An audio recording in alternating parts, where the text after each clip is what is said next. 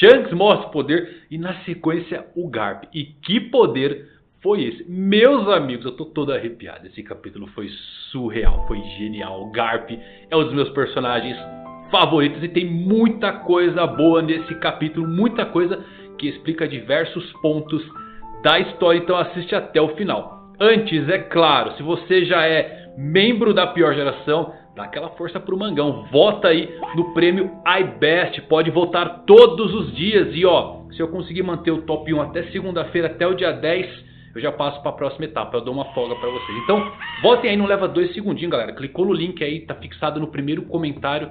Já deixa o voto lá pro Mangão. Claro, se você gostar do canal. É isso, se você é novo no canal, assiste o vídeo. Se gostar, se inscreve. Da pior geração já sabe, likezão nesse botão. E vamos lá, descobrir tudo sobre a força de Monkey D. Garp.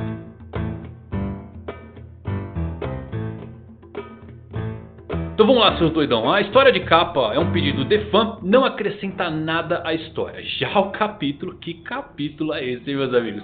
Ele começa em Hachinozu, a ilha pirata. Aqui começo com uma curiosidade que talvez você não saiba, mas Hachinozu é o japonês para colmeia ou favo de mel. Só que a ilha não tem esse formato, não é verdade? É uma caveira. Isto porque Hachinozu também é um termo coloquial que é utilizado para descrever alguém crivado com buracos de bala. Muito legal, né? Se você pegar até a tradução oficial em inglês, a ilha é chamada de a ilha cheia de chumbo. Bom, aqui podemos ver que alguns piratas estão perseguindo prisioneiros que conseguiram escapar. Eles estão falando sobre essa fuga e vemos logo na sequência que o Kobe está fugindo com outros prisioneiros e escravos. Em um pequeno flashback podemos ver como Perona acabou encontrando Kobe preso em uma cela e ela disse que libertaria o Kobe se ele estivesse disposto a ajudar a libertar Gekumori, que estava preso em uma cela um pouco mais profunda. Kobe acabou aceitando essa proposta e temos então a nova aliança do nível Garp Roger feita. Kobe e Perona. Eu estou absolutamente curioso sobre como será o papel de Gekumori aqui, porque ele é muito mais coringa do que qualquer personagem atualmente dentro da série, porque sua fruta pode ser usada para reviver os mortos, pegar informações, galera, quem sabe ler poneglyphs ou coisas muito mais profundas do que isso. É difícil vê-lo totalmente, obviamente, do lado dos marinheiros, mesmo que o Kobe o liberte, e ele também já perdeu para os piratas do Barba Negra. Lembrem, ele só invadiu essa ilha porque ele queria resgatar o seu amigo Absalom, mas a sua fruta é uma grande parte da charada. Bem, outros piratas aleatórios em Hachinozu tentam capturar o Kobe. Eles querem entregá-lo para a Cross Guild e receber a recompensa que está sendo colocada pela cabeça do Kobe, que é de 5 estrelas. Uma estrela é igual a um baú de tesouros que contém tesouros no valor de 100 milhões de berries.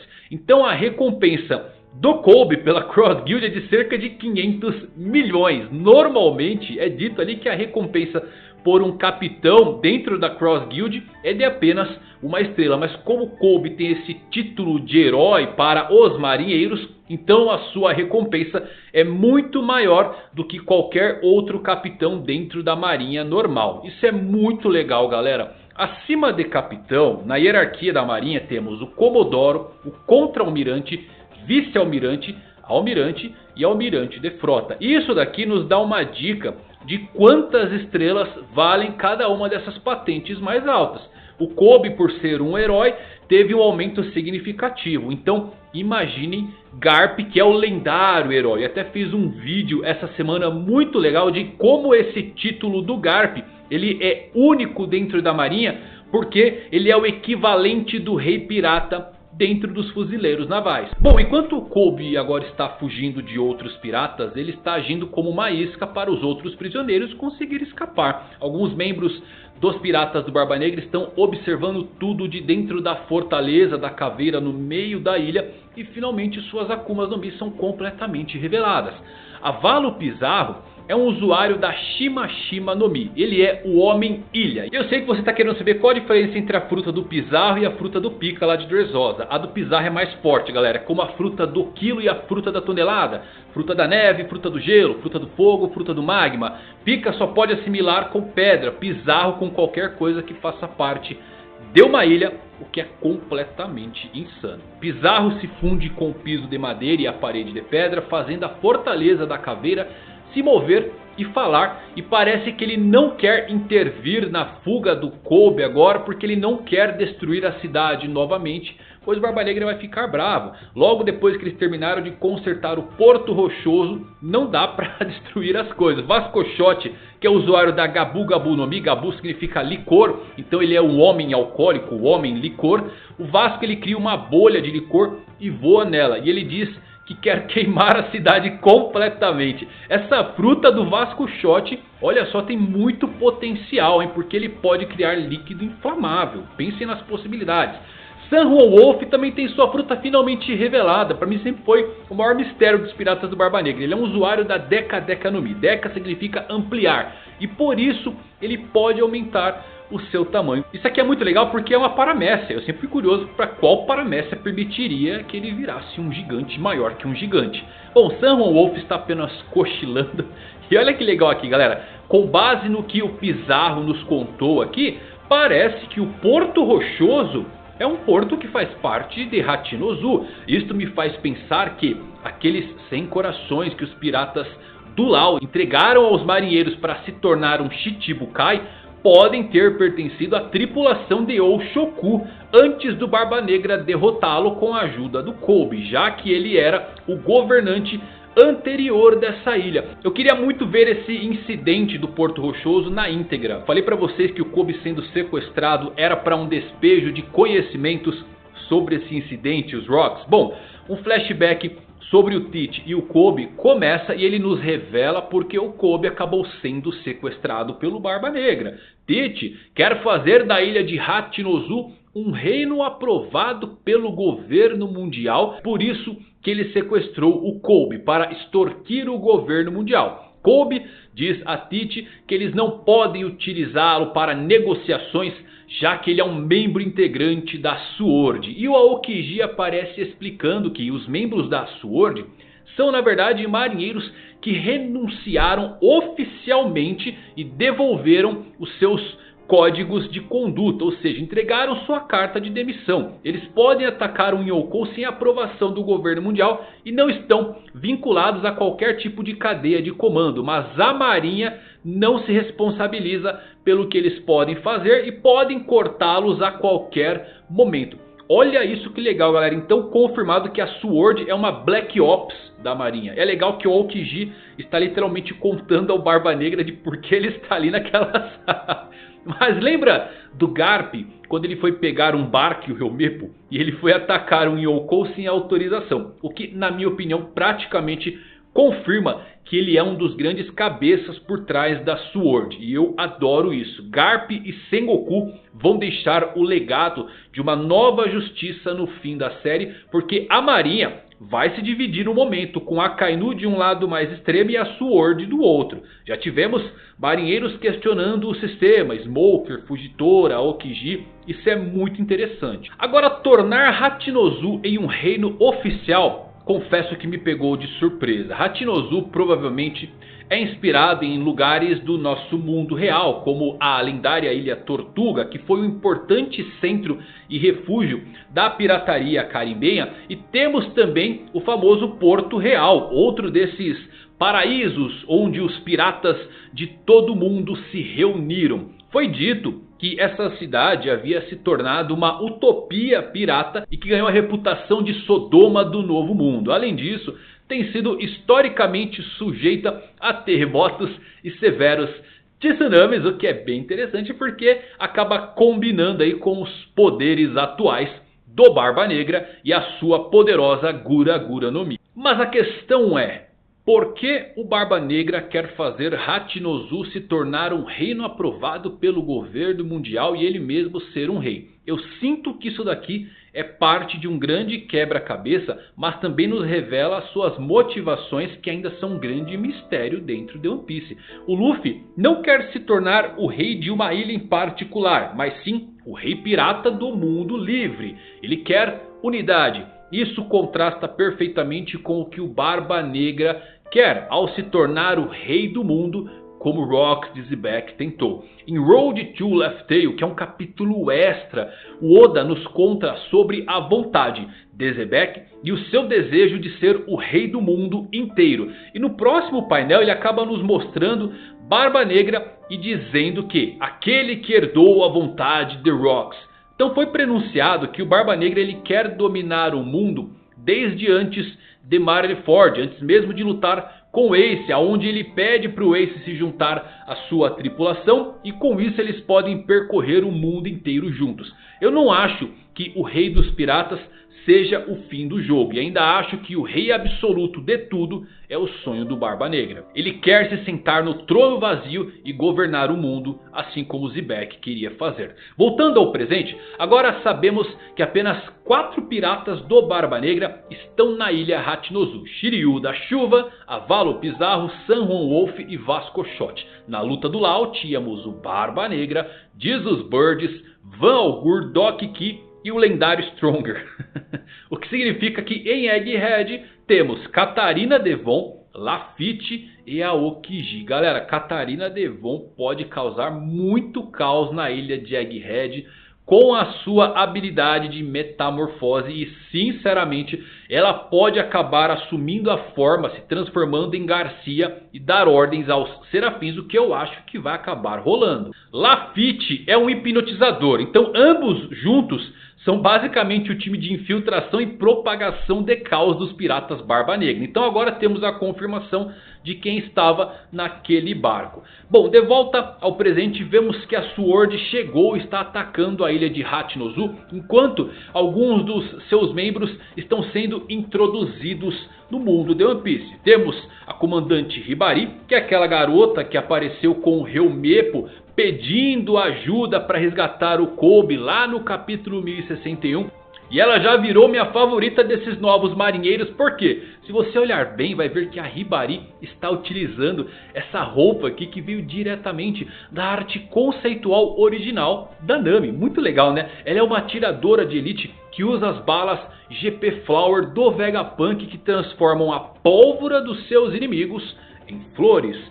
Genial, galera. Lembram dessa capa aqui de One Piece, onde temos essa cena do Vegapunk? Eu gostei muito que a invenção de flor do Vegapunk voltou à tona e não foi apenas usada como uma piada para mostrar como ele estava desincronizado com o resto da equipe de pesquisa dos Médios. A invenção das flores é funcional. Temos Contra-Almirante Kushako, ela é neta da vice-almirante Tsuru e usuária da Muti Muti no Mi. Muti significa literalmente chicote, e ela pode domar qualquer coisa que ela chicoteie. Que fruta legal, né? Incluindo até edifícios podem ser domados. Eu achei essa fruta bem geniosa. Contra-Almirante, o príncipe Gruz, ele é usuário da Gunyu Gunyu no Mi. Gunyu significa argila, então ele é o homem argila. Ele pode controlar a argila como ele quiser e pode até mesmo criar golems. E pelo que parece ele pode até transformar os corpos de outros membros da Sword em argila, o que é um poder pra lá de absurdo. Notaram como o Gruz se parece muito com o Corazon aqui? Ele é até chamado de príncipe. Mas olha que legal, Gruz é um tipo de pássaro muito parecido com um flamingo. Legal, né? Todos os novos membros da Sword, para efeito de curiosidade, têm nomes de aves. Kushako prende todos os piratas no meio da ilha graças aos edifícios que ela domou, cercando todos eles. E é então que temos o ápice de tudo, o ápice do capítulo, o ápice da história, o ápice de força.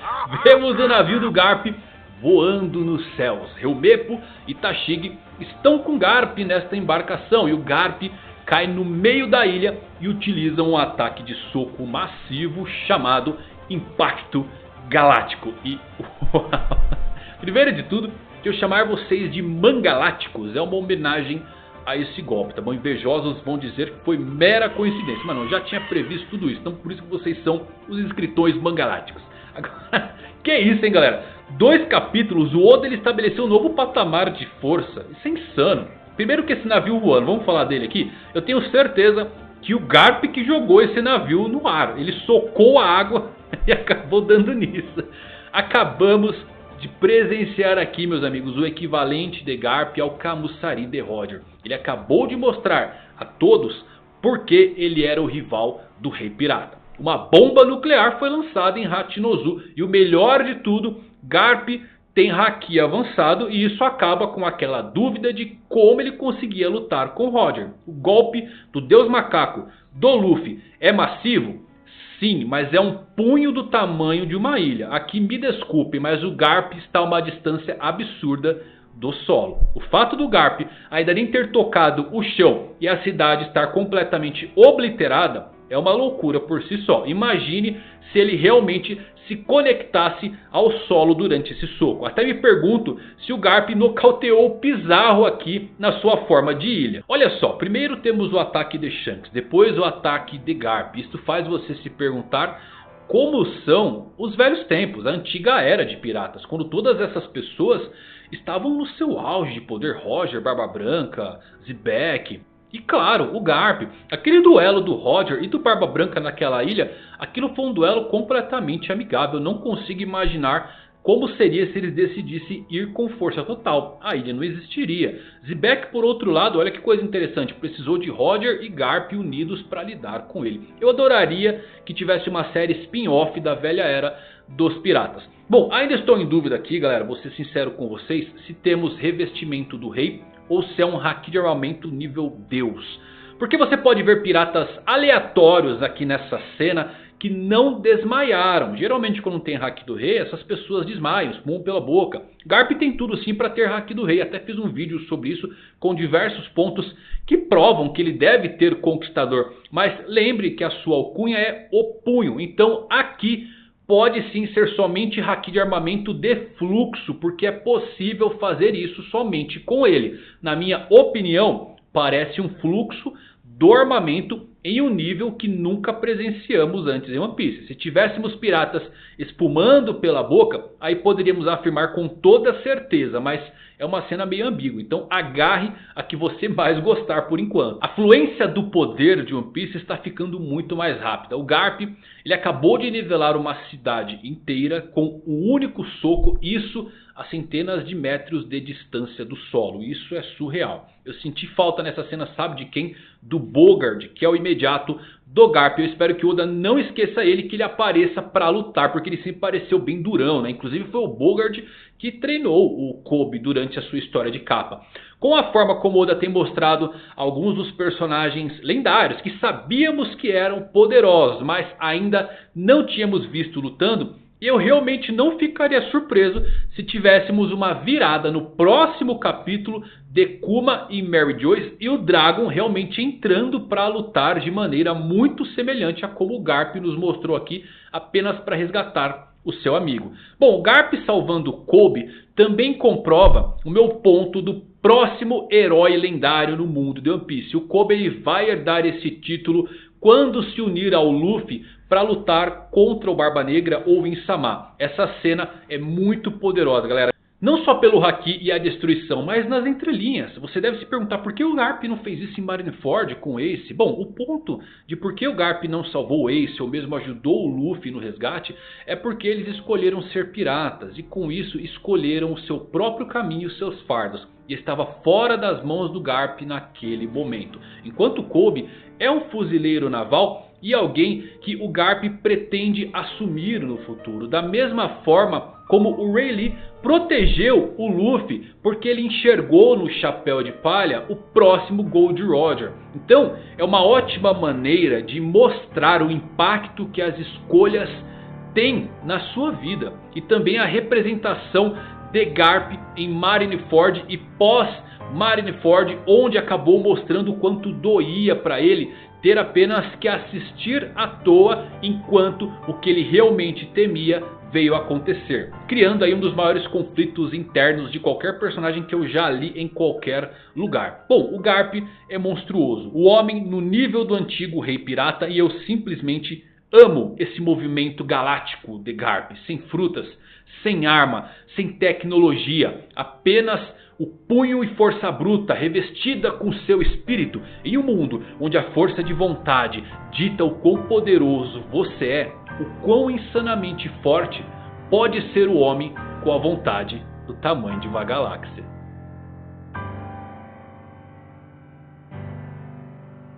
Que capítulo insano, meus amigos, surreal. Eu gostei de ver a Tashig ali também, senti falta do Smoker. Onde está o Smoker? Não apareceu ainda, né? Tashig não anda sem ele. Quero ver como é que vai se desenrolar isso aí. Espero que o Bogard apareça e lute. E lembrando que ainda tem umas vibrações meio estranhas aí do Garp nessa ilha. Não sei como é que vai acontecer, se ele pode ser derrotado, se o Barba Negra vai chegar. Porque se você vê na cena final ali, os piratas do Barba Negra não parecem muito espantados com a presença do lendário herói. De qualquer forma, estou emocionado mais uma vez